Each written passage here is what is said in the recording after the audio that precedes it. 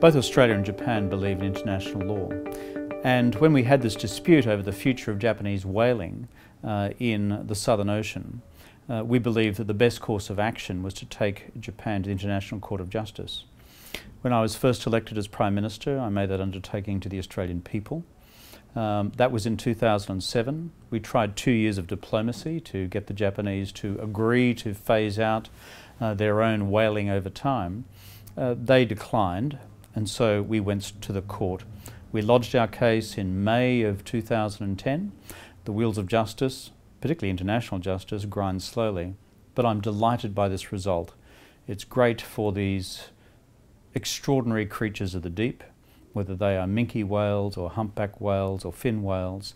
It's all part of an important global conservation effort.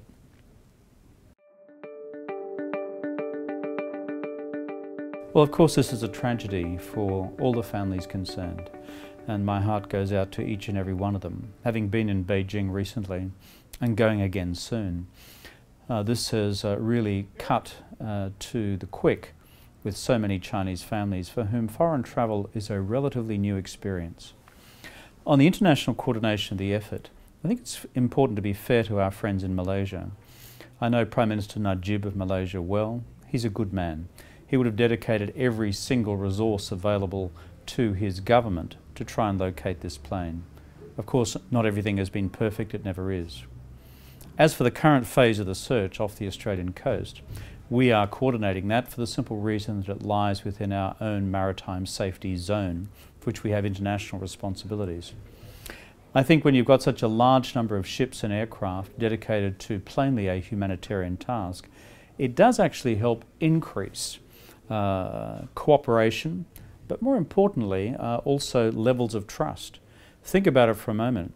You have highly sophisticated surveillance aircraft, normally dedicated to military purposes, working together at the moment from the United States, People's Republic of China, and Australia, an American ally, together with a single humanitarian purpose out of an Australian air base and an Australian naval base.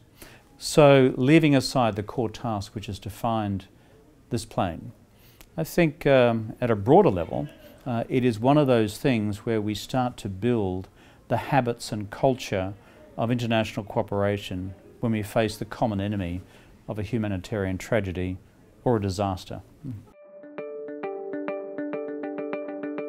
One of the reasons I'm at Harvard University is to examine the question of China's future in the global and regional order. And particularly within that, what are the alternative futures we face for China and US relations over the next 10 years? Under the presidency of Xi Jinping, China's relatively recently appointed new leader.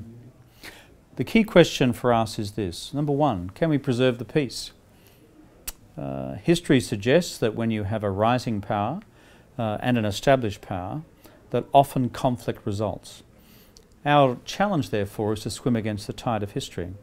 I believe we can do that, but it requires conscious diplomacy in both Beijing and Washington to prevent that from occurring, but also together to work on new common security challenges in order to build strategic trust between the two countries, where at present there is a high degree of mistrust. Of course, politics and security is not what it's all about. The fact that the economic relationship with China deepens with everybody is important, and it's positive for America and elsewhere.